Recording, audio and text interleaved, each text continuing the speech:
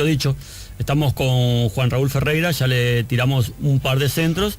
Lo cierto es que la columna internacional del día de hoy se va a centrar en una elección, en una contienda que hubo en el Senado en Estados Unidos, más precisamente en Alabama, que puede cambiar el panorama político de Estados Unidos, Juan. Sí, yo creo que definitivamente en algunas cosas en lo inmediato incluso lo cambia.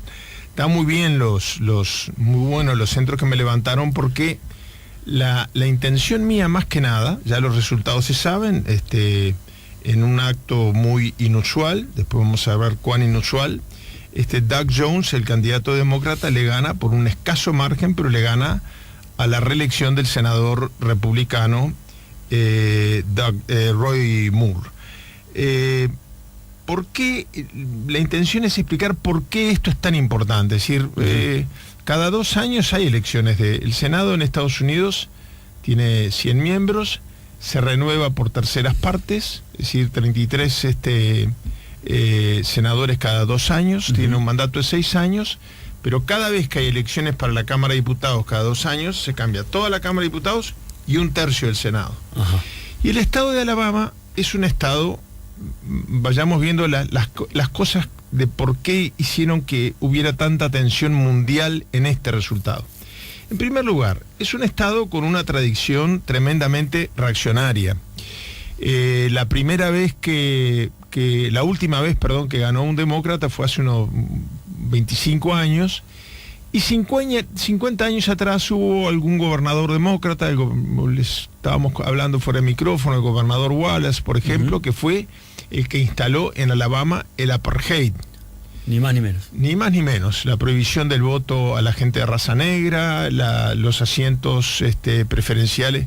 Bueno, en un ómnibus, una mujer blanca una mujer negra, si subía un hombre blanco, tenía que dejarle el asiento.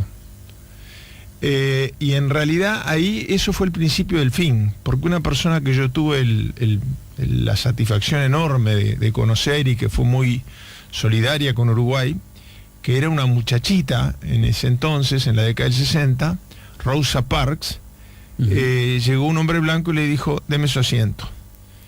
Y ella le dijo, no. Y ese no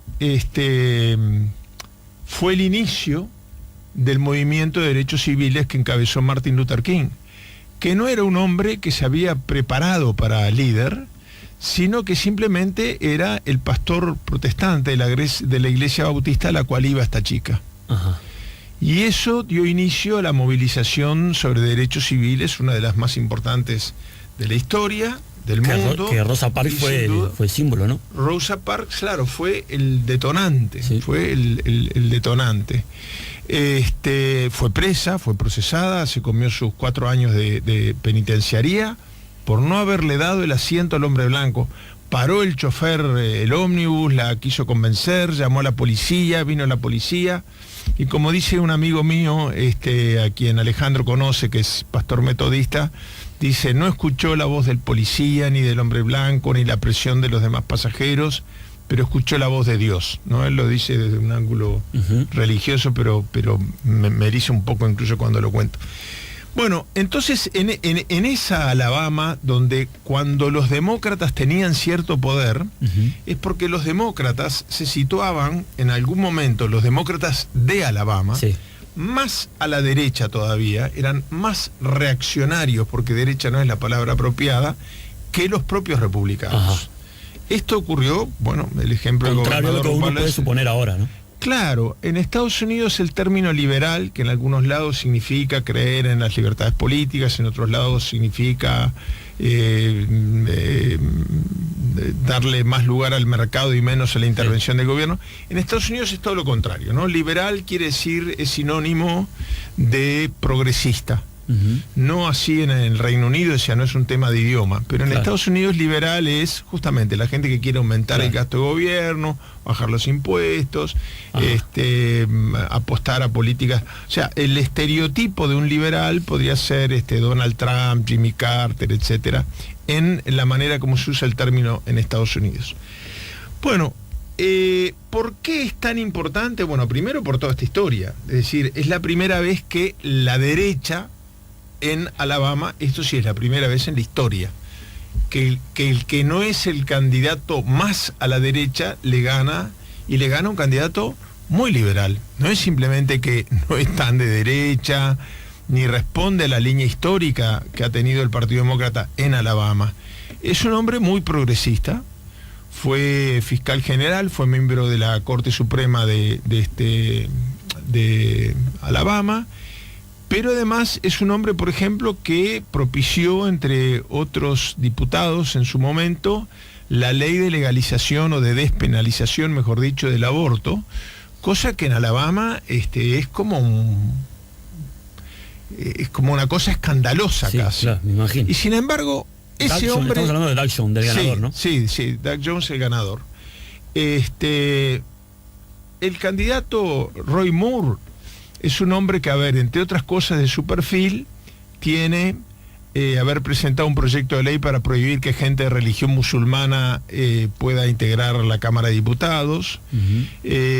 Bueno, obviamente es reivindicador de la época en que existía el apartheid el racismo institucionalizado en Alabama, y ha manifestado algunas posiciones en la última elección tan reaccionarias que el propio Donald Trump, en la interna del Partido Republicano, votó por su adversario porque era un poco más moderado. Es decir, es un tipo que... ¿Cómo sería la muestra, no?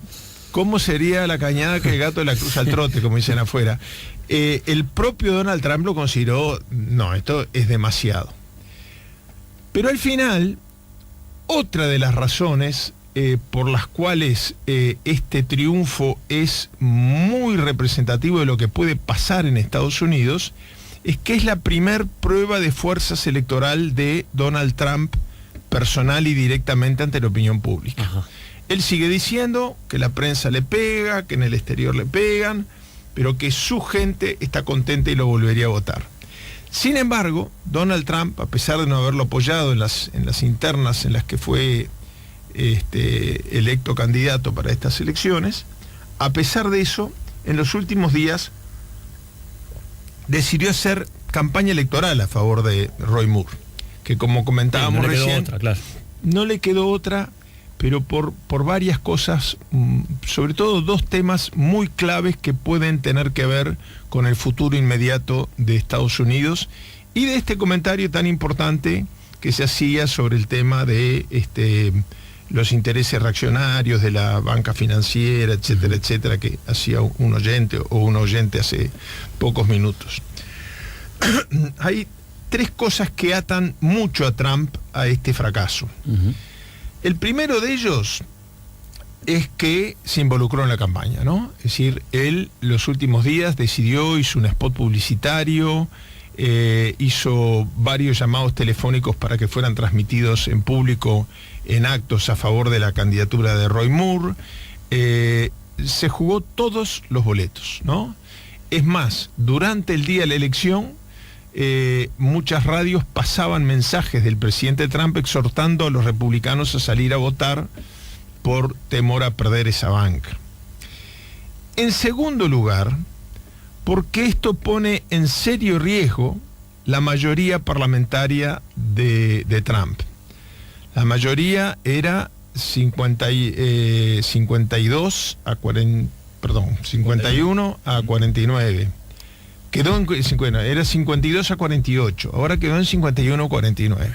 Es decir, siguen teniendo un voto de diferencia a favor. Estoy mal para la matemática. Era 51 a 49, ahora... No, quedó en 51 a 49. Claro, quedan 50-50. Las matemáticas nunca fue el fuerte mío.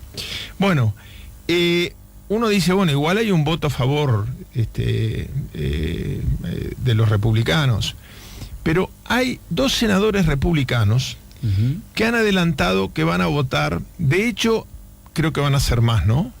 Pero hay dos que lo han hecho público, que no van a votar la reforma tributaria que ha propuesto el presidente Donald Trump. Esto quiere decir que la reforma no sale, ¿no? Y el voto porque son 2 votos, es uno menos para el Partido Republicano y uno más para el Partido Demócrata, o sea que son 2 votos de diferencia. Claro. Esos 2 votos de diferencia impiden entonces que salga la reforma tributaria, que es una reforma que muchos economistas, incluso en canales conservadores como la CNN, etcétera, han dicho que no es una reforma tributaria más, sino que es un despojo a los sectores de clase media y clase trabajadora hacia el 1% más rico de Estados Unidos, generando, es decir, sacarle a los de menos recursos para liberar de impuestos y bajarle los impuestos al 1% más rico de Estados Unidos, iba a traer aparejado nada más ni nada menos que 3 puntos de aumento del déficit fiscal. Y eso se paga con inflación, se paga con otras cosas que técnicamente no son impuestos, pero que lo son, y que eso sí los pagan siempre los menos beneficiados.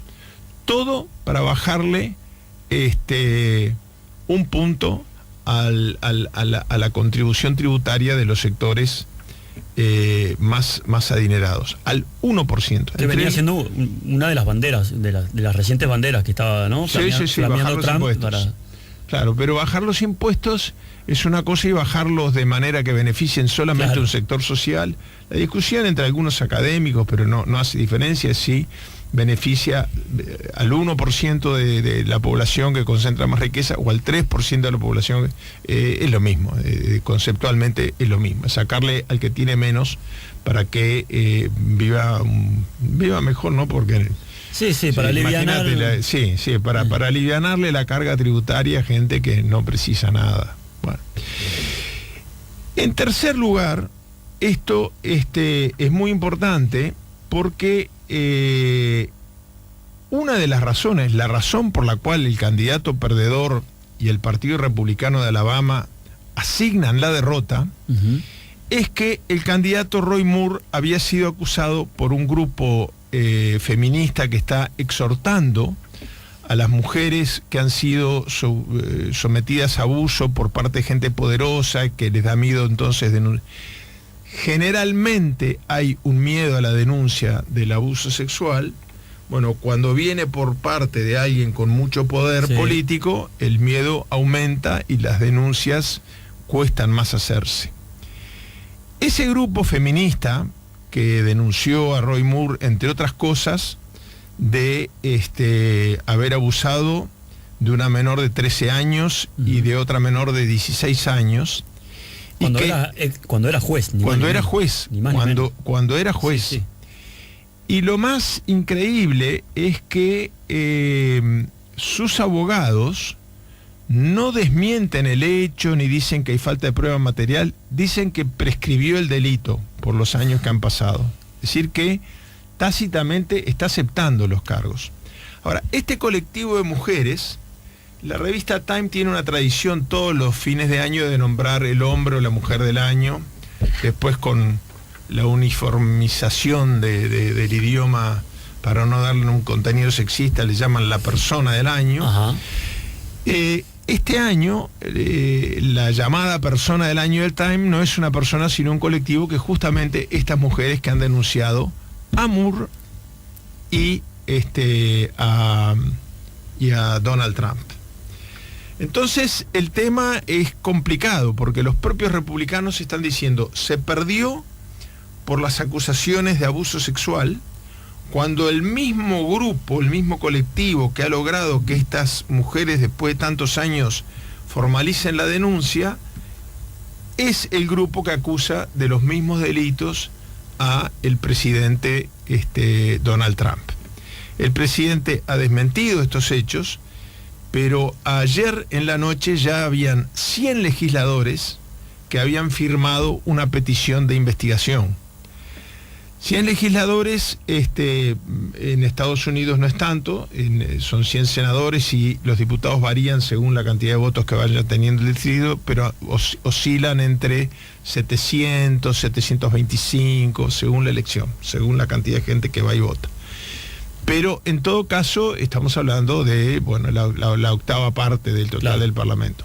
Pero es una señal de atención muy grande, porque donde la investigadora prospere y donde se prueben hechos delictivos por parte del presidente de Estados Unidos en materia de abuso sexual, seguro, ahí es seguro que se viene el juicio político, y un juicio político de ese tenor es muy difícil que el presidente salga ileso. O sea que tenemos todos estos motivos que hacen que la elección de Alabama tenga una connotación especial. Claro.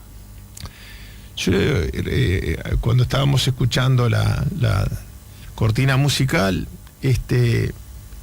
les comentaba, y creo que tú habías visto en alguna foto, yo me quedé hasta tarde para ver hasta el último resultado, para estar seguro de lo que iba a decir hoy de mañana.